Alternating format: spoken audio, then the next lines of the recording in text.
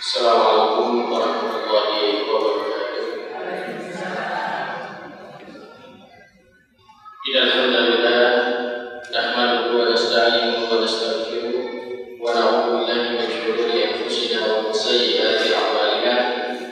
Man yahdihillahu fala mudilla lahu wa man yudlil fala hadiya lahu.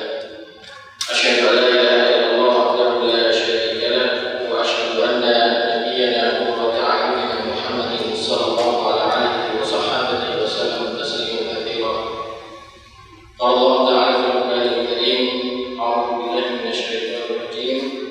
Ya ayyuhalladzina amanu taqullaha haqqa tuqatih wa la tamutunna illa wa antum muslimun. Ya ayyuhan nasu taqu rabbakum alladzi khalaqakum min nafsin wahidah wa khalaqa minha zawjaha wa batha minhuma rijalan katsiran wa nisaa. واتقوا الله الذي تساءلون به والارحام ان الله كان عليكم رقيبا.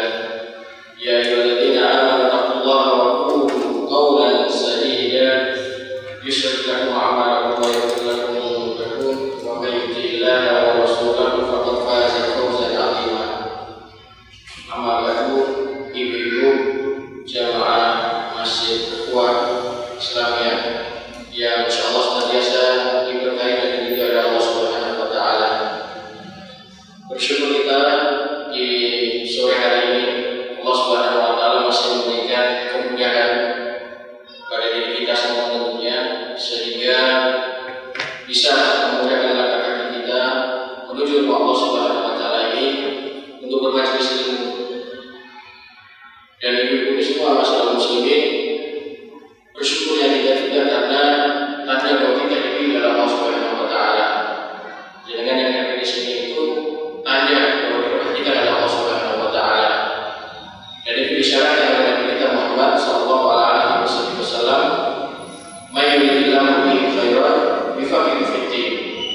Tanda kalau Allah lagi sayang-sayangnya sama seorang hamba, lagi perhatian dengan seorang hamba itu, maka Allah akan memilih seseorang itu dan akan dijadikan yang mudah memahami, mengamalkan tentunya suatu kebaikan itu dengan cara Allah akan yufaqihu fid din.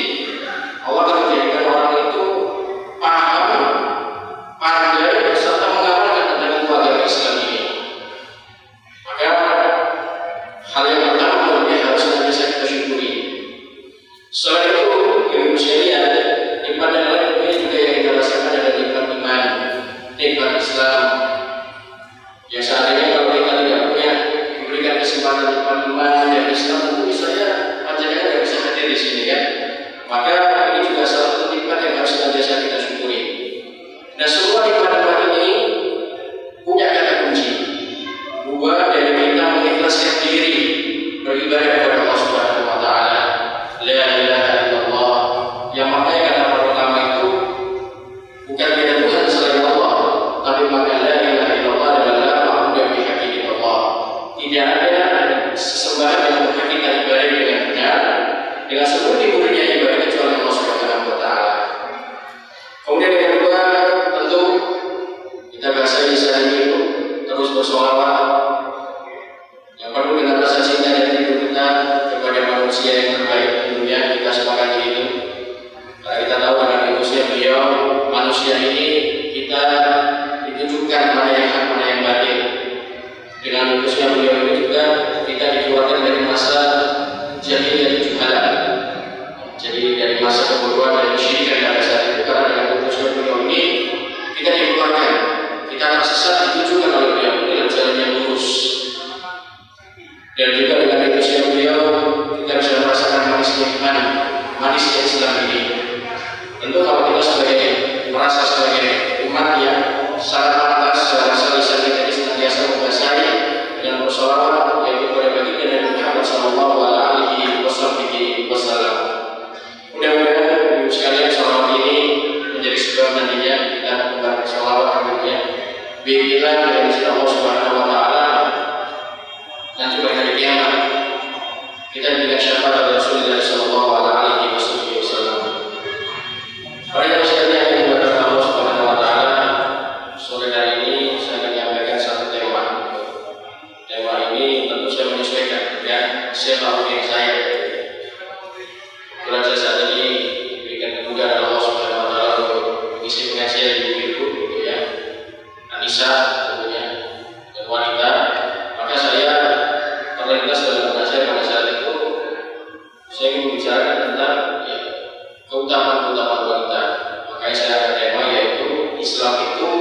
menjaga dan juga memuliakan wanita. Para jemaah sekalian yang dimuliakan Allah Subhanahu wa taala, kalau kita bicara dalam agama kita itu Islam tentunya gitu ya. Itu baik Quran maupun di hadis. Itu Allah Subhanahu wa taala maupun Nabi kita Muhammad sallallahu alaihi wasallam menggambarkan sosok nisa ini atau wanita itu setidaknya menjadi tiga. Yang pertama adalah ummahatuna, yaitu ibu-ibu kita. Ibu ya, kita semua punya ibu ya, ummahatuna. Kemudian yang kedua adalah azwajuna, istri-istri kita. Menjadikan semua itu ya, sudah melewati yang pertama menjadi ummahatuna, menjadi seorang ibu, juga sudah melewati menjadi ya azwajuna, menjadi seorang istri. Kemudian yang ketiga adalah banatuna, anak-anak perempuan kita. Nah, Islam ini para jemaah sekalian dalam menggambarkan sosok seorang wanita itu menjadi tiga hal ini. Tapi saya tidak akan terlalu fokus tentang memaparkan tiga kelompok ini atau tiga elemen ini. Tapi saya akan bicara secara umum, yaitu tentang wanita. Siapa itu wanita? Apa kedudukannya dalam Islam? Bagaimana perjalanan sejarah wanita dalam Islam? Tentu para jemaah sekalian, sebelum saya masuk dalam materi intinya gitu ya, saya akan coba mukadimah tentang wanita ini. Jadi wanita ini para jemaah sekalian, dulu sebelum masa Islam datang gitu ya, berarti masa pra-Islam gitu ya, sebelum Nabi kita Muhammad SAW diutus tentunya, stigma tentang wanita itu sangat buruk. Nah, kalau mau baca dalam kitab-kitab sejarah kan ya, kitab-kitab sirah itu rata-rata semua ketika Islam dulu ada ya, masa pra-Islam gitu ya. Saya masih mengambil contoh di Arab Saudi ya. Saya masih mengambil contoh misalkan di Yunani ya, atau ya di Persia pada saat itu. Wanita itu dianggap sebagai aib. Jadi di daerah-daerah Persia, daerah Yunani gitu ya, di daerah India itu, kalau mereka punya anak perempuan itu dianggap sebagai aib. Ketika mereka punya kekuasaan gitu ya, punya harta yang cukup banyak gitu ya, kemudian punya kedudukan sosial yang tinggi, maka mereka tidak mewariskan kepada anak-anaknya itu harta bendanya. Tidak. Tapi mereka rata-rata bangsawan gitu ya, mereka mewariskan apa? Istri-istri mereka. Bahkan bagi mereka itu sesuatu yang buruk kalau sampai saya punya kekuasaan, punya harta benda seperti itu, saya wariskan kepada anak saya. Tapi mereka mewariskan istri-istri mereka. Bahkan itu kalau saudara saya agak kasar ya, supaya kita bisa mengerti gitu ya. Bahkan lebih ekstrim lagi, mohon maaf, wanita dulu ketika masa-masa itu sebelum Islam datang, itu hanya sebagai pemuas nafsu pada saat itu. Alhamdulillah pada saat itu. Dan ternyata di negara Arab sendiri itu juga menjadi aib. Jadi kalau mereka punya melahirkan anak wanita itu, berbagai cara dilakukan supaya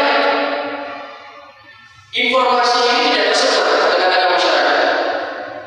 Karena mereka menganggap kalau tetangga pada saat itu ya, ambil contoh lah tetangga misalnya, atau lingkungan sekitar rumah itu tahu bahwa kita punya anak wanita atau akan melahirkan anak wanita itu akan dihujat pada saat itu, akan diasingkan, akan dibenci pada saat itu. Makanya sampai pada masa itu ketika mereka tahu istri-istri mereka mengandung anak wanita dan akan melahirkan seorang anak wanita, mereka cepat-cepat menutupi itu.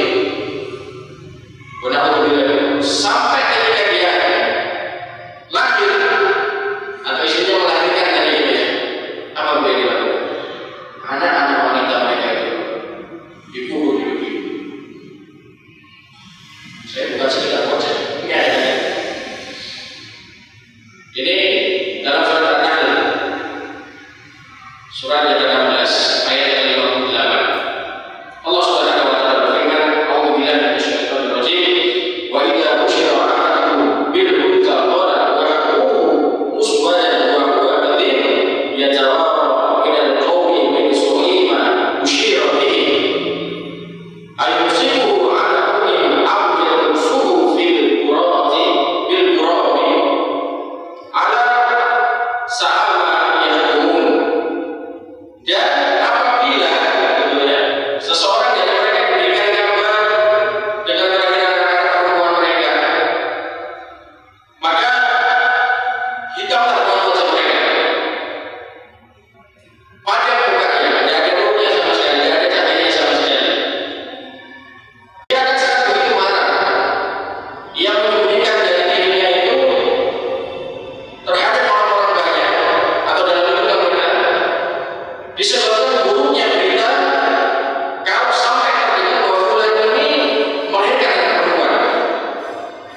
Apakah dia akan memeliharanya dengan melakukan kebinaan ataukah akan menguburnya ke dalam tanah hidup-hidup? Ketahuilah, fil qurabi ala sa'ama yahkumun. Alangkah buruknya apa yang mereka kerjakan. Ya, 1400 tahun yang lalu. Dan sebelum Islam diutus itu, Aib punya anak perempuan. Ya pacarnya kalau saya, mungkin kalau sekarang kalau di era sekarang sudah semakin canggih, bisa di USG gitu ya, terlihat adanya laki atau perempuan dari Islam ini. Tapi pada saat itu ketika lahir, mereka sudah mempersiapkan bagaimana caranya jangan sampai aib itu tersebar bahwa saya punya anak dengan jenis kelamin wanita. Di sini dikatakan oleh mereka bahwasanya sampai-sampai ada sebagian ulama yang menulis dalam kitab sejarah itu, kalau mereka terbukti jelas-jelas memang memiliki anak wanita ya, maka mereka akan dikenakan hukum jahiliyah pada saat itu. Apa? Mereka akan dihasilkan, akan dikeluarkan dari kampung halaman. Luar biasa ya. Itu masa sebelum Islam datang. Nah, para jemaah sekalian, kita bersyukur pada Allah Subhanahu wa taala. Setelah Islam datang itu, setelah diutus Nabi kita Muhammad sallallahu alaihi wasallam, dirubah seluruh mindset atau cara berpikir bahwa memiliki anak wanita atau anak jenis kelamin perempuan itu sebuah aib. Ibu, kita perhatikan, Islam itu adalah agama yang rahmatan lil alamin, agama yang selalu memberikan keadilan. Bahkan kita seperti dalam Al-Quran dikatakan bahwa idza hakamtum bainan nas an tahkumu bil adli. Baik Muhammad, sampaikan kepada umatku itu, kalau mereka jadi hakim, jadi pemutus sebuah perkara sengketaan, putuslah berbuka dengan yang adil. Islam dan tidak pernah membicarakan tentang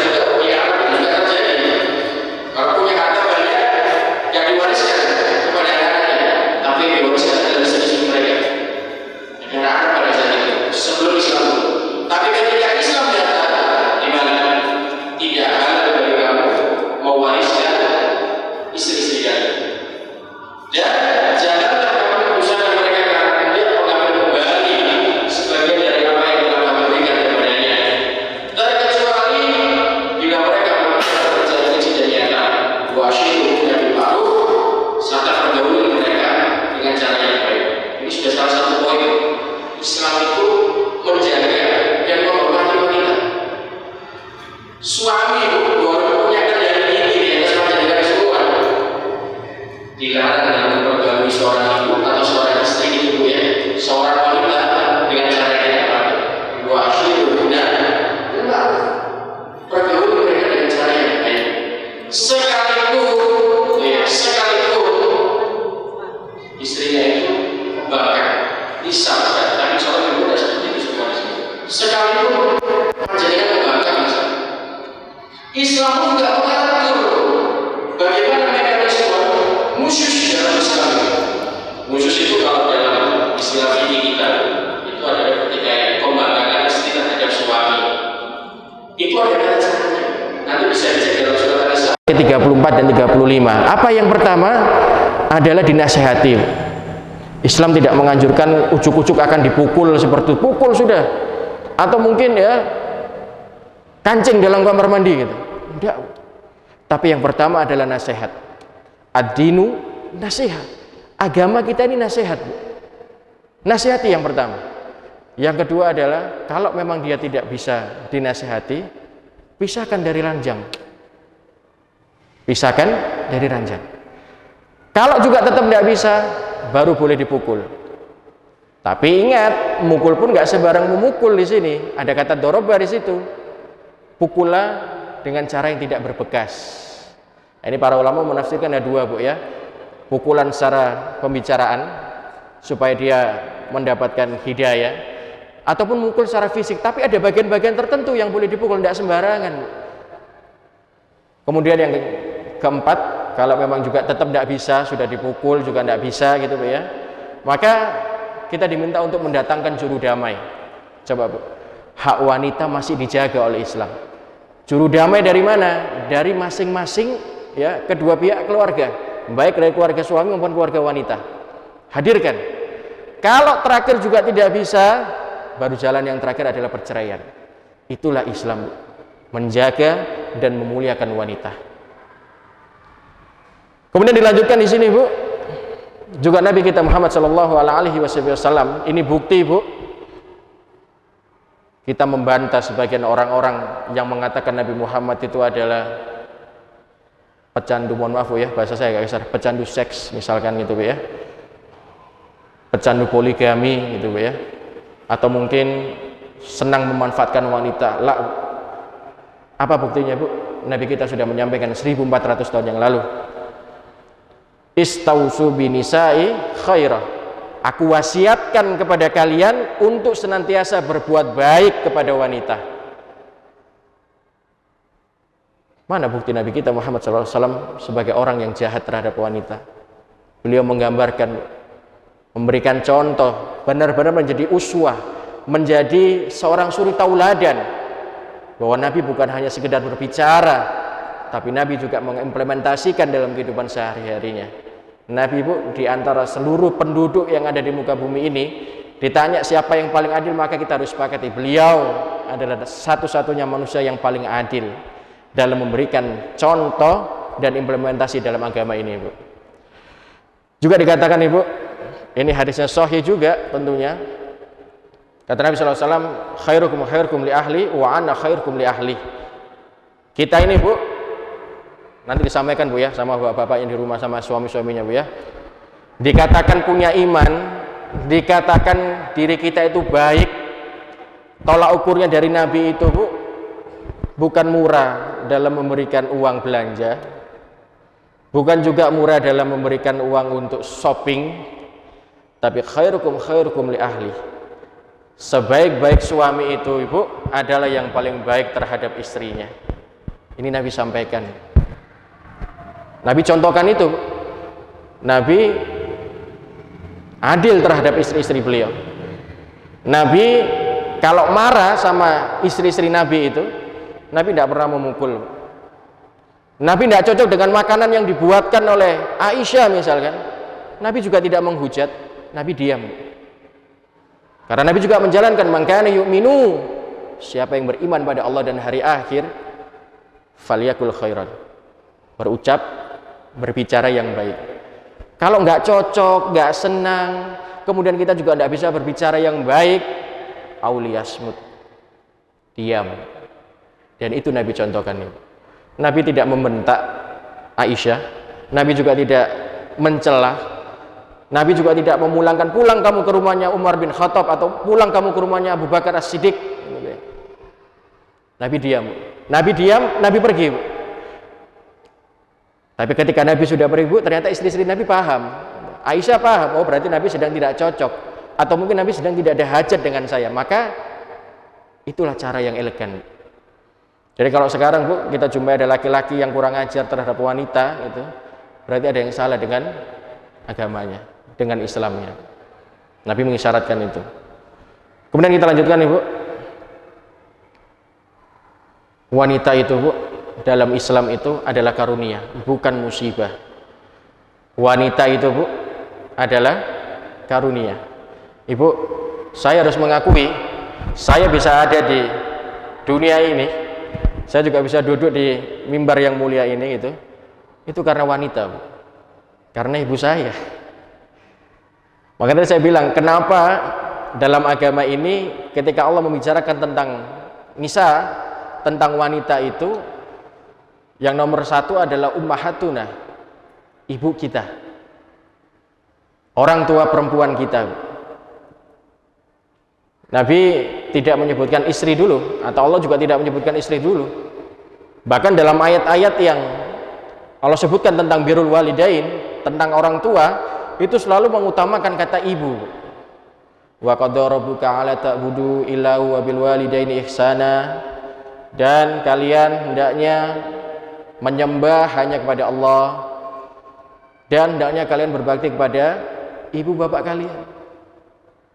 Allah tidak pernah mengatakan bapak dulu, rata-rata semua mengatakan ibu dulu. Makanya Bu, panjenengan di sini saya kasih resep sebetulnya, gitu. Manakala kalau kita punya anak itu Bu, memang suami kita itu atau orang tuanya anak kita itu yang laki itu memang menjadi kepala keluarga Bu ya. Tapi dalam agama kita sebetulnya kita lebih dianjurkan untuk lebih menghormati ibu. Hadisnya kan masyhur Bu ya, ketika Nabi SAW mendatangi seorang sahabat, ya Rasulullah, siapa yang harus aku layani dengan baik? Summa qala umuka, ya ibumu. Bertanya lagi, summa ya Rasulullah, siapa lagi? Umuka, ibumu. Sampai yang ketiga kali Bu, ya Rasulullah, siapa lagi? Qala umuka, ibumu, kata Nabi SAW. Baru yang terakhir adalah abuka, baru ayam.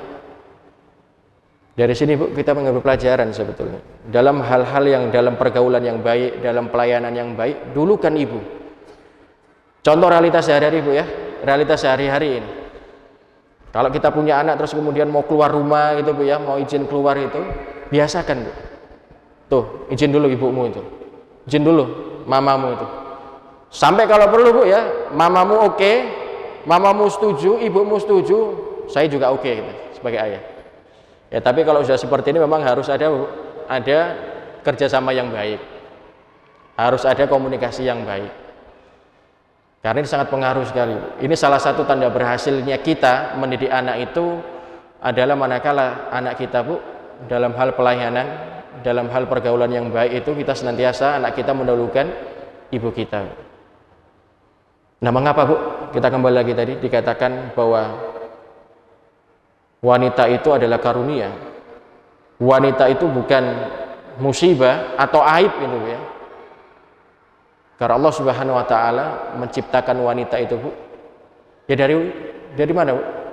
Dari jenis mereka sendiri, dari jenis laki-laki sendiri.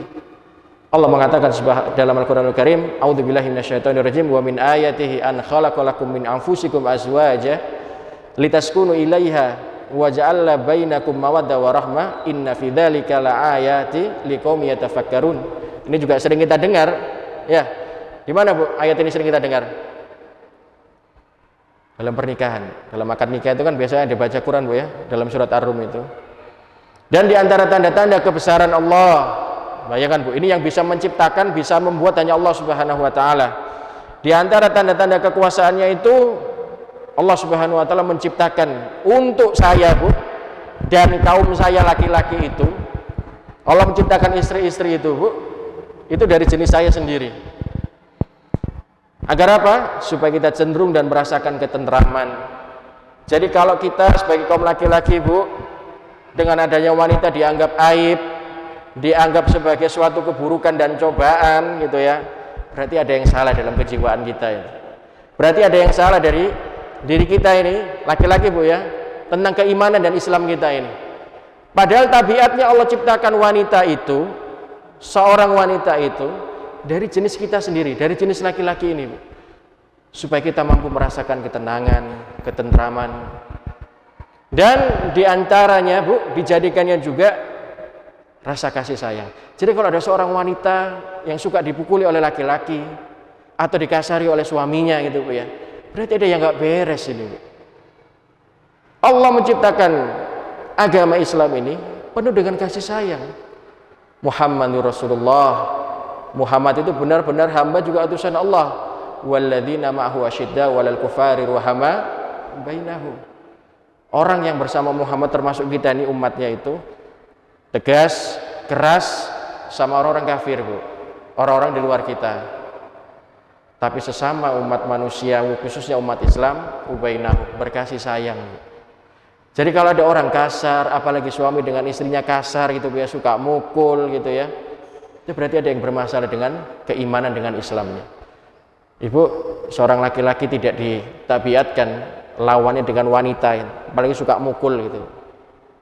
Bukan tabiatnya. Nah, nanti saya kalau masih ada waktu, mudah-mudahan cukup ya, saya akan sampaikan landasan kita memilih suami tentunya, dan ciri-ciri yang nggak pantas untuk dijadikan suami gitu. Itu kemarin saya diminta sama Bu Imam sebetulnya, tapi sudah saya sampaikan di Al-Ikhlas, jadi nggak pas kalau terlalu mepet kan, tapi tetap saya olah. Mudah-mudahan waktunya cukup, nanti akan saya sampaikan, Bu ya. Itu terdapat dalam surat Ar-Rum, Bu, yang sering kita dengar di ayat yang ke-21. Jadi wanita itu, Bu, sama sekali bukan cobaan. Wanita itu adalah karunia. Bahkan, Bu, di dalam ayat yang lain, dalam surat An-Nahl ayat yang ke-72, Allah berfirman, a'udzubillahi minasyaitonirrajim, wallahu ja'ala lakum min anfusikum azwaja wa ja'ala lakum min azwajikum baininah wa hafadatan wa razaqakum min thayyibat afa bibatili yu'minuna bi ni'matillahi hum yakfurun. Allah menjadikan bagi kamu istri-istri dari jenis kamu sendiri, dan menjadikan bagimu yaitu istri-istri untuk kamu juga sebetulnya, anak-anak serta cucu-cucu, dan memberikanmu rezeki dari yang baik. Maka mengapa mereka beriman kepada yang batil dan mengingkari nikmat Allah? Maknanya dari akhir ayat ini, Bu, kenapa kita sudah diberikan oleh Allah Subhanahu wa taala berupa nikmat, punya istri yang cantik, istri yang pintar masak, soleha lagi, rajin bermajelis taklim seperti ini. Lah kok kita malah tidak bersyukur terhadap nikmat Allah? Enggak cocok sedikit, masakannya kurang asin, itu dihujat, dicela kan itu ya. Bukan itu. Allah sudah memberikan rezeki yang baik, Allah takdirkan satu pasangan seorang wanita itu, syukuri. Disayang, dirumat ini tuh. Bukan justru kita menghujat, mencela. Wa naudzubillah, Bu ya. Sampai kita emosi gitu ya, sampai kemudian tidak mampu mengontrol, syaitan masuk, keluar kata-kata, waduh, kebun binatangnya keluar semua, Bu ya. Puncaknya, Bu, diceraikan. Banyak, Bu, saya jumpai itu menyesal, Bu, hanya karena emosi, Bu. Tidak punya ilmu soalnya, Bu. Saya dulu waktu kuliah itu, Bu, untuk studi lapangan, untuk saya di pengadilan agama, dan saya rasa sampai sekarang juga masih banyak, Bu. Perceraian itu menumpuk semua. Tapi ujung-ujungnya, Bu, juga banyak juga yang mereka ketika dimediasi rujuk lagi. Kenapa alasannya? Menyesal gitu, karena emosi. Tapi itu bahasan tersendiri, Bu ya. Dalam fikih itu, dalam istilah fikih itu dibahas oleh para ulama. Bagaimana kalau suami mengucapkan secara emosi, apakah jatuh talaknya dan sebagainya, itu ada waktu tersendiri nanti. Kemudian, Bu, dikatakan juga bahwa seorang wanita itu atau istri-istri kita itu sebagai karunia itu, sampai Allah menerangkan dalam Al-Qur'anul Karim, hunna libasul lakum wa antum libasul lahun. Istri-istri kita itu Bu, atau istri-istri kita sebagai seorang laki-laki, dan juga panjenengan suaminya panjenengan itu Bu yang laki-laki, adalah pakaian untuk diri kita sendiri. Hunna libasul lakum wa antum libasul lahun. Bu, bayangkan kalau kita ini mungkin itu Bu ya, tidak ada wanita Bu, dan wanita itu dianggap sebagai cobaan dan aib, sebagaimana dulu orang-orang di Yunani, orang-orang di Persia, termasuk di Arab Saudi sebelum Islam datang Bu. Mungkin nggak Bu kita ini bisa berkembang sebanyak ini?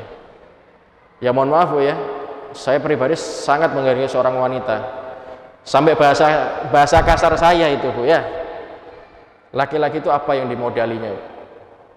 Bahasa kasar saya itu Bu, ya laki-laki itu kan hanya menumpahkan nutfah saja ya Bu ya, tapi yang susah payah mengandung, melahirkan, merawat wanita Bu, wanita. Jadi kalau sekarang ada wanita tidak dihargai, ataupun laki-laki yang sudah bersuami kemudian punya istri suka kasar sama istrinya, dia nggak sadar gitu. Dia ada di dunia ini karena siapa? Karena wanita, karena seorang wanita. Apa yang kedua tadi setelah ummatua azwajuna, karena istri-istri kita. Bayangkan kalau istri kita itu tidak diberikan ketetapan oleh Allah Subhanahu wa taala untuk mampu mengandung, melahirkan, merawat susah payah gitu Bu ya, populasi kita akan purna, tidak akan muncul lagi nih manusia-manusia. Maka ini yang harus kita sadari, bahwa wanita itu Bu dalam agama kita adalah karunia, bukan musibah, bukan juga sebagai cobaan ataupun aib, tapi adalah karunia yang harus kita jaga. Islam mengajarkan berkasih sayang baik sesama manusia, sesama muslim, begitu juga terhadap istri-istri kita. Bahkan Bu, seorang suami itu juga dituntut gitu untuk menjaga istri dan anak-anaknya. Ya ayyuhalladzina amanu wa ya orang beriman ku anfusakum wa ahlikum nar. Jaga dirimu dan keluargamu dari api neraka. Coba Bu, Islam itu kurang kompleks apa dalam menyelesaikan permasalahan. Wanita juga Bu diberikan kesempatan oleh Allah Subhanahu wa taala dengan kesempatan yang sama. Dalam hal musyawarah pun Bu diberikan kesempatan yang sama. Dalam kesempatan lain, hal-hal yang memang perlu untuk dibicarakan, wanita juga diberikan kesempatan untuk bersuara, untuk apa Bu? Bermusyawarah, mengeluarkan pendapat. Ya, tidak sebagaimana stigmen sebagian orang Barat itu Bu ya, atau mungkin wanaudzubillah, justru Bu orang-orang kita sendiri, umat Islam ini yang benci terhadap Islam, berusaha mengeluarkan wanita-wanita Anisa ini yang soleha ini meninggalkan jati dirinya, mendukung supaya wanita tidak pakai jilbab misalnya, mendukung supaya apa Bu, wanita tidak tutup aurat dengan pakaian yang terbuka. Ini pemikiran-pemikiran yang sangat membahayakan Bu. Justru Islam itu Bu salah satunya bukti kalau Islam itu menjaga seorang wanita. Allah perintahkan apa Bu? Wahai Nabi, informasikan, perintahkan pada istri dan anak-anak perempuanmu, julurkan jilbabnya itu dari atas sampai ke bawah. Coba Bu, kalau tidak pakai jilbab panjangnya nggak tutup aurat itu, digoda banyak orang, kesuciannya akan hilang. Sampaikan pernah Bu ya, dianalogikan itu sebuah permen itu. Kalau mungkin sebagian panjenengan sudah mendengar, saya hanya mengulang saja gitu Bu ya. Pada suatu ketika ada mahasiswa gitu Bu ya di luar negeri sana ditanya, kenapa kok kamu lebih senang dengan wanita muslimah gitu yang menutup aurat gitu ya, pakai jilbabnya panjang gitu ya, bahkan sampai pakai cadar, hijab gitu Bu ya. Dianalogikan. Baik, kalau begitu saya kasih analogi, dia bilang itu. Saya kasih dua permen ini, yang satu terbuka, yang satu tertutup. Kalau yang satu ini terbuka, secara otomatis banyak lalat, nyamuk yang ngerumuni Bu, gitu ya. Tapi yang satu tertutup, secara otomatis tidak akan dikerumuni. Anda pilih yang mana? Gitu. Dijawab oleh si penanya tadi, ya tentu saya akan memilih permen ini yang tertutup kan gitu.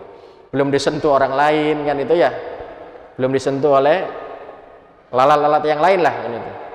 Begitulah Islam dalam menjaga wanita. Islam itu menjaga seorang wanita untuk kesucian dirinya. Bayangkan kalau ini yang terbuka ini diibaratkan wanita dalam Islam gitu ya, berapa banyak juga sudah disentuh oleh laki-laki yang tidak bertanggung jawab. Berapa banyak juga wanita ini akan digoda, wa na'udzubillah, sampai menjadi korban apa? Pemerkosaan. Maka itulah Islam itu menjaga dan memuliakan seorang wanita. Jadi Bu, apa yang diberikan tuntunan oleh Nabi 1400 tahun yang lalu tentunya tentang tata cara kita sebagai seorang muslimah itu jalani. Nabi dalam agama kita ini punya maksud tujuan yang baik, menjaga kemuliaan seorang wanita. Jelas ya Bu ya? Baik, kita lanjutkan Bu. Kita akan sekarang masuk dalam hak dan kedudukan seorang wanita. Tadi sudah saya sedikit mukadimah sedikit Bu ya. Sebagaimana laki-laki tentunya Bu, wanita itu juga terjamin dalam Islam tentang hak dan kewajibannya. Di antara contohnya adalah dalam Al-Qur'anul Karim dalam surat An-Nisa Bu, ayat yang 124. An-Nisa ayat 124. A'udzubillahi minasyaitonirrajim. Wa may ya'mal minas solihati min dzakari aw untha wa huwa mu'minun fa ulaika yadkhulul janna wa la yutlamun nakira. Barang siapa yang mengerjakan amal-amal soleh, baik laki-laki maupun wanita, sedangkan ia sebagai orang yang beriman gitu Bu ya, maka mereka sama-sama dijamin oleh Allah Subhanahu wa taala. Tidak pilih-pilih Bu, Allah itu. Mau laki perempuan mengerjakan amal soleh, pahalanya sama, ya Bu ya. Masuk surganya juga sama. Islam tidak membeda-bedakan Bu. Ini sudah contoh nyata. Masa jahiliyah dulu Bu, orang mengerjakan suatu ibadah itu punya kadarnya Bu. Pahalanya ataupun janji yang diberikan itu berbeda Bu. Bahkan Bu ya, wanita itu tidak diberikan kesempatan untuk mengembangkan dirinya. Bagaimana mau dikembangkan gitu Bu ya? Baru lahir sudah dibunuh, baru lahir sudah dikubur hidup-hidup. Tapi dalam Islam enggak.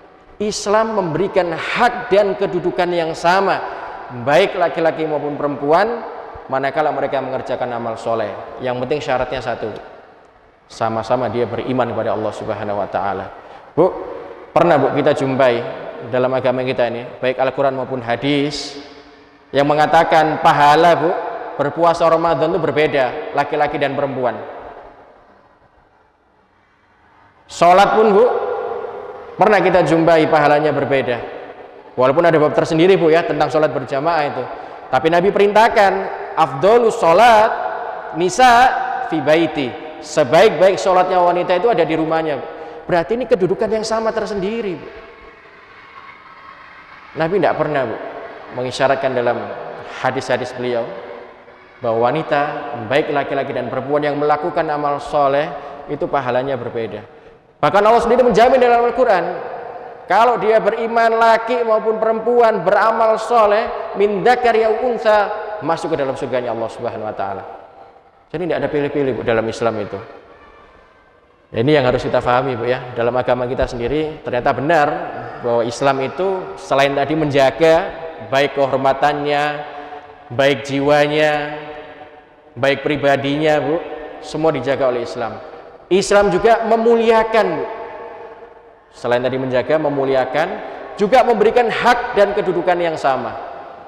Bayangkan Bu, kalau Allah sudah memberikan aturan, oh perempuan itu wanita kedudukannya beda gitu, rame. Nanti akan muncul pertanyaan, loh Ustadz kalau pembagian waris kok beda? Ya itu jawabannya tersendiri lagi nanti. Ada sebab dan alasan tentunya. Karena itu menyangkut hak dan kewajiban. Baik Ibu, contoh lainnya juga bahwa Islam juga memberikan kedudukan kesempatan yang sama pada seorang wanita. Contoh dalam hal bermusyawarah, tadi saya sampaikan Bu ya. Di dalam surat Al-Baqarah Bu ayat 233 Allah berfirman, a'udzubillahi minasyaitonirrajim, apabila keduanya ingin menyapi sebelum 2 tahun mensusui Bu ya. Kalau punya anak sebelum 2 tahun terus kemudian kita mensusui, dengan kerelaan keduanya dan permusyawaratan, maka tidak ada dosa atas keduanya. Jadi Bu, misalkan kewajiban seorang wanita itu kan seorang ibu menyusui anaknya 2 tahun Bu ya, tapi ternyata sebelum 2 tahun sudah berhenti, atau mungkin tidak bisa sama sekali karena ada keterbatasan uzur dan lain sebagainya Bu ya, maka boleh seorang wanita itu bermusyawarah pada suaminya. Karena kan ada Bu ya, suami itu rumah ya apa sih Pak, masuk ke anaknya gak dikasih misalkan itu, kan ada Bu biasa seperti itu. Maka ternyata Islam itu juga sudah menggambar Bu, Nabi itu 1400 tahun yang lalu itu turun wahyu ini, silakan kalian musyawarahkan. Karena kalau sudah dimusyawarahkan karena situasi dan kondisi yang mendesak, kayak istri saya Bu, pada saat itu memang ketika melahirkan ada trouble gitu ya, ada permasalahan, jadi tidak bisa memberikan ASI gitu ya, dia minta izin ke saya, tapi karena saya juga tahu sendiri Bu kondisinya itu, ya saya maklumi, saya bilang silakan. Nah, kalau sudah seperti ini Bu, punya kesempatan bermusyawarah, panjenengan tidak akan menjadi dosa. Beda Bu ya, dengan panjenengan punya kesempatan tapi kemudian tidak mau menyapi, tidak mau memberikan ASI kepada anak-anak jenengan gitu Bu ya, itu akan jadi dosa. Tapi kalau minta izin dan punya pendapat dikeluarkan, bermusyawarah dengan suami, maka tidak akan menjadi dosa. Itu Islam. Coba, adakah celah dalam Islam ini yang mengatakan bahwasanya agama Islam ini tidak menjaga dan tidak memuliakan wanita? La, Islam menjaga dan memuliakan wanita.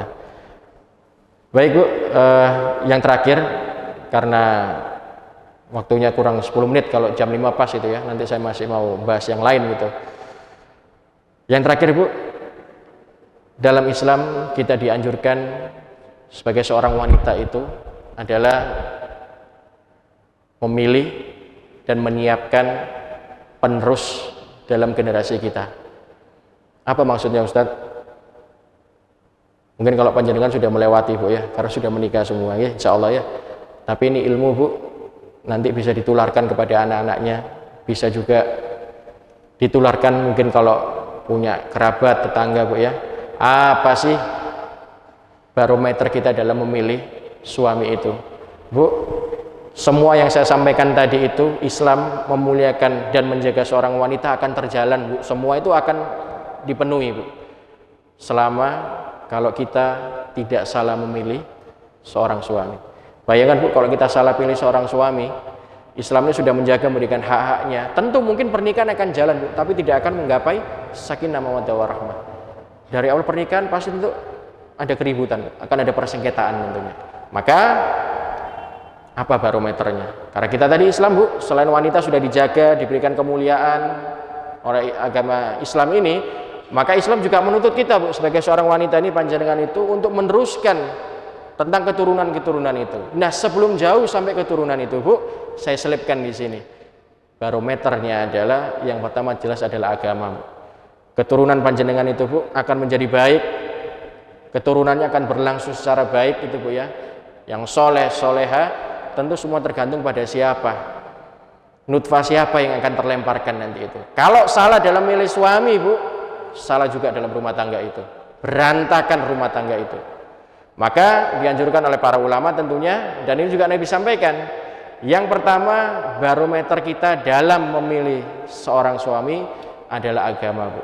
Ibu, barometer tentang agama ini bagi seorang wanita harus ditempelkan dalam matanya nih. Bukan lagi tentang hanya di telinga, enggak Bu, tapi kata para ulama tempelkan dalam mata. Kenapa Bu?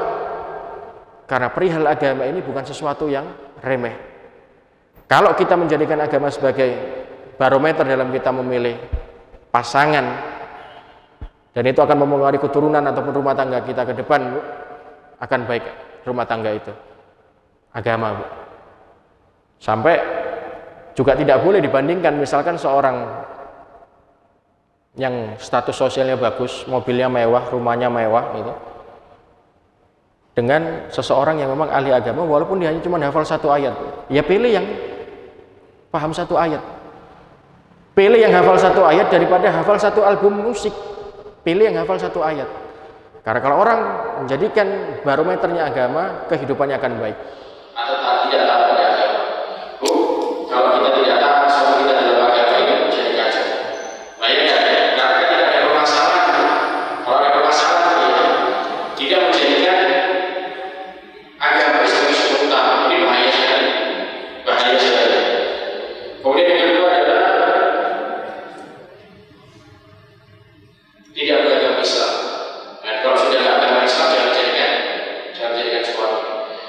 yang ketiga adalah senantiasa tidak melakukan kemaksiatan kepada Allah Subhanahu wa taala. Kalau punya suami dari awal sudah suka bermaksiat, jangan jadikan suami bahaya. Allah mengatakan bagaimana aku uangsa keluar benar itu dalam surat Tahrim di ayat yang ke-6. Saya persingkat ya. Kemudian yang keempat adalah lemah dalam membangun agama. Nah, ini bahaya sekali. Kalau punya suami imannya naik turun, ya, terus kemudian nggak taat ibadah, bagaimana kita mau reuni dalam surga Allah Subhanahu wa taala? Panjenengan bermaksiat dibiarkan oleh suami, jangan buat kesalahan dibiarkan. Tapi kalau orang punya komitmen dalam agama, dia harus jaga keluarganya supaya istri dan anaknya tidak bermaksiat.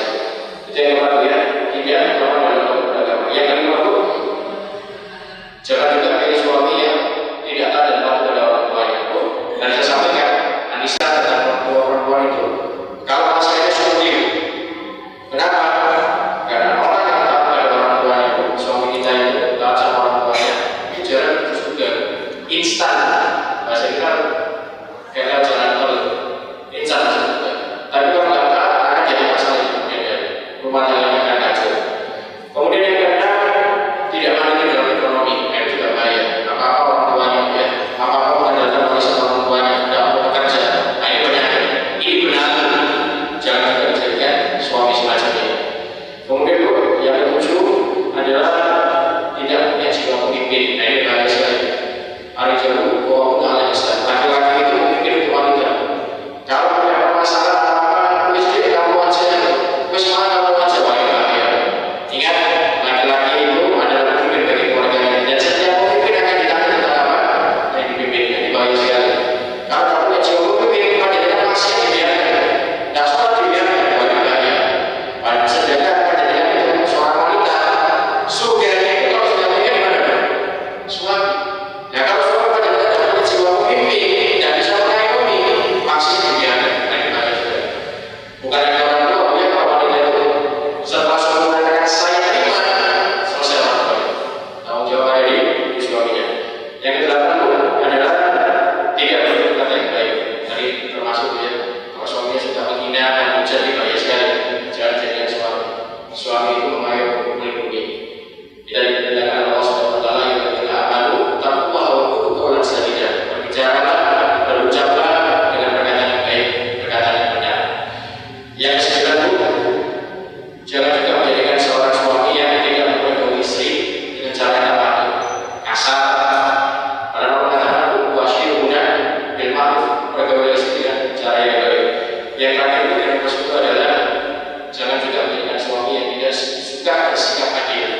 Kalau suami tidak bisa adil, ini bahaya sekali, akan mempengaruhi segala sesuatu permasalahan dalam rumah tangganya. Karena kalau dia tidak bisa adil, dia subjektif. Sekecil apapun panjenengan berbuat salah, itu akan jadi salah. Tapi kalau suami panjenengan adil sekali, sebesar apapun masalah tidak akan jadi besar masalah itu. Semua akan disikapi dengan bijak menurut Al-Quran Karim maupun hadis kita. Baik, terima kasih. Berarti kali ini sudah paham semuanya. Insyaallah nanti ada kesempatan kita bisa silaturahmi lagi, bisa punya kesempatan lagi untuk mengisi di sini dengan tema yang menarik. Mungkin kita lebih jabarkan lebih jauh lagi. Insyaallah semoga Allah Subhanahu wa taala berkahi pertemuan kita ini, meridhoi sejak langkah kaki kita, mengistiqomahkan kita di atas iman dan Islam, dan mari juga kita doakan saudara-saudara muslim kita yang sudah menemui kita bagi Allah Subhanahu wa taala. Semoga Allah Subhanahu wa taala menerima seluruh amal ibadahnya, menempatkan di surga firdaus Allah Subhanahu wa taala. Dan juga kita doakan saudara-saudara muslim kita yang saat ini sedang sakit, sedang tertimpa musibah, semoga Allah Subhanahu wa taala segera mengangkat penyakitnya, disembuhkannya, dan hilangkan segala macam berbagai musibah cobaan yang dihadapi. A'udzubillahi minasyaitonir rajim. Bismillahirrahmanirrahim. Hamdan syakirin, hamdan na'imin, hamdan yu'afi wa yukafi mazidah. Ya Rabbi lakal hamdu kama yanbaghi li jalali wajhika al-karim wa 'azimi sultanik. Allahumma shalli wa sallim wa barik ala nabiyyina Muhammadin wa ala alihi wa sahbihi wa sallam tasliman katsira. Allahumma ighfir lil muslimina wal muslimat wal mu'minina wal mu'minat al ahya'i minhum wal amwat innaka samii'un qaribun mujibud da'wati ya hajat. Allahumma inna nas'aluka ilman nafi'an wa rizqan thayyiban wa 'amalan mutaqabbalan. Rabbana zalamna anfusana wa lam taghfir lana wa tarhamna lanakunanna